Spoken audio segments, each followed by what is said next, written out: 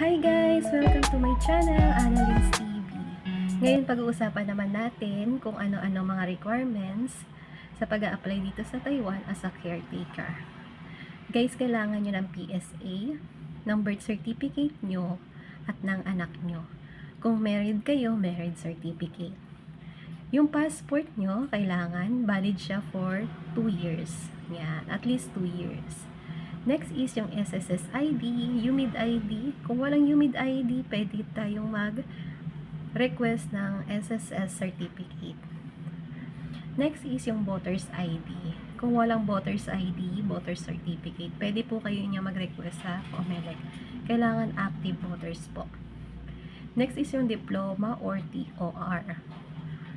TOR, Form 13738, ganon. Tapos, NBI. Next is, after ng NBI, kailangan din natin ng e-reg. Yan yung PEOS. Madali lang siyang kunin guys. Pumunta lang kayo sa website ng dmw.gov.ph. Yung PEOS kasi ano yan parang resume siya guys. Ano siya ng POEA saka ng OWA. Pilapan nyo lang yan guys, and huwag nyo kalimutan yung pag-ibig number nyo. Next is, may ibang agency na nagre-request sila ng travel history. Yung travel history naman, pupunta lang kayo niyan sa Bureau of Immigration. Yan.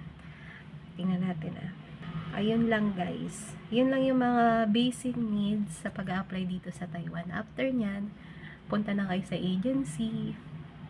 Tapos, pasan nyo na yung mga requirements nyo. Tapos, dyan na yung hahanapan na kayo ng employer. At next nyan, pag may medicalin na kayo. After ng medical training, yan yung NC2. Sa training naman, ang ituturo sa inyo yung pag-aalaga ng matanda, bata, Chinese cooking, saka yung Mandarin. Yung Mandarin, guys, importante yan. Kasi yan yung salita na ginagamit nila dito sa Taiwan. Kaya dapat aralin talaga siya. Kahit yung basic lang. Bali sa training, mag-i-stay kayo sa training center for about 1 week to 2 weeks. After ng training, yan na po ang OWA. OWA saka PDOS. Sa OWA naman, 6 days yan. 5 days kayong tuturuan ng Mandarin. Tapos yung pang 6 days naman ay exam. Sa exam ay, ang tatanungin dyan ng nyo is yung more on numbers kasi nakakalito talaga yung numbers. Tapos next ng OWA, PDOS na, 1 day lang naman yung PDOS. After ng PDOS, kompleto na kayo sa lahat ng requirements, i-schedule na kayo ng agency for visa. Diyan na yung sa TECO. Yan na yung TECO. After ng TECO nyo, pag okay na yung visa nyo, mga 2 weeks lang siguro, yan na, ibubook na kayo ng ticket.